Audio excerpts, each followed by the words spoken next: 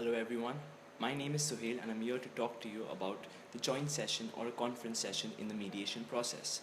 Now, in most mediations, after the opening statements, the parties continue to sit across from each other and engage in a direct dialogue. This is commonly known as the conference session or the joint session. Now, the primary purpose of such a session is that you tell the other party your side of the story and you hear the same from them. Now, in recent times, the popularity of this session seems to be waning. This is because most mediators want to avoid or provoke a screaming session.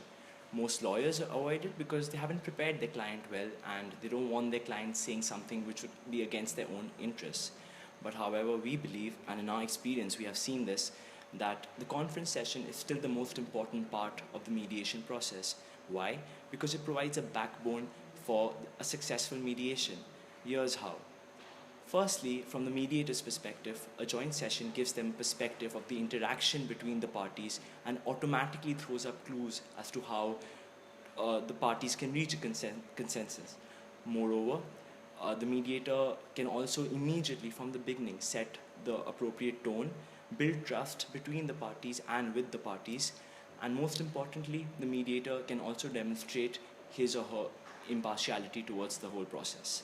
Now, from the party's perspective, joint session is very important because you get to hear and to evaluate the other party's case. Now, when we talk about evaluation can be in terms of the legal merits of the case or the emotional aspect of the case, but most importantly, you get to know the other party's position and their interests. And getting to the interest is, again, the most important part of the mediation. Thirdly, we have seen that if you have a very beneficial and a good conference session, the private caucuses become much easier. This is because the parties have gotten a feel of the other and the mediator does not have to shuffle back and forth between the parties just to iron out certain misconceptions which can be sorted out at the very beginning itself. Now, yes, the conference session does pose certain risks, but if used effectively, as we said earlier, it can become the backbone of a very successful mediation.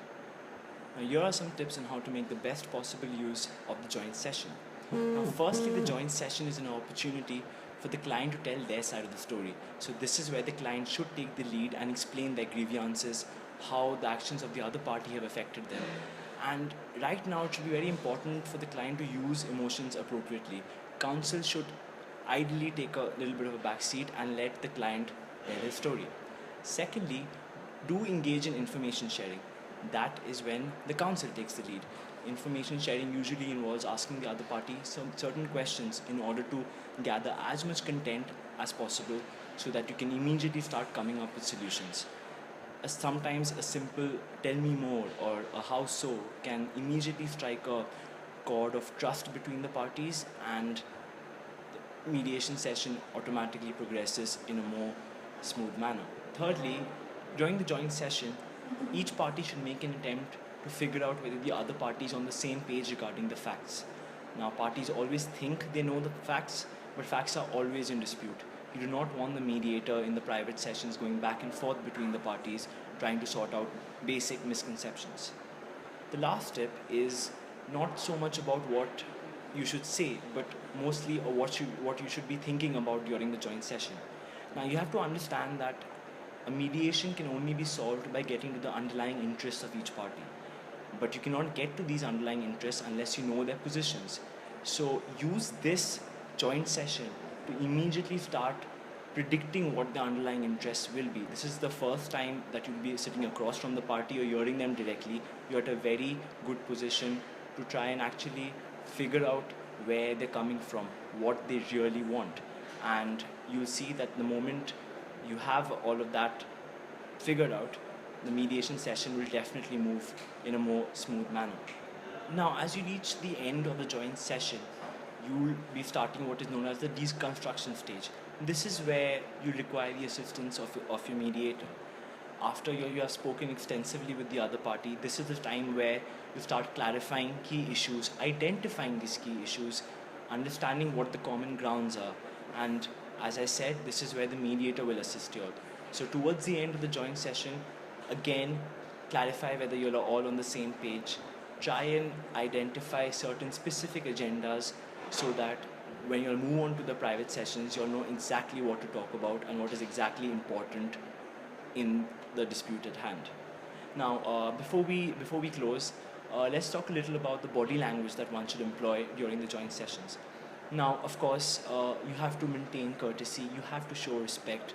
Do not ever try and disrespect the other party, because that is just not at all conducive to a healthy mediation session. But having said that, do understand the role of the client at this moment.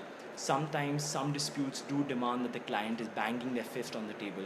Don't actually do that, but then do embody the true concerns of the client, in the sense that if the client is deeply hurt, do not be hesitant in expressing very clearly that the other party has wronged them in a very tantamount manner.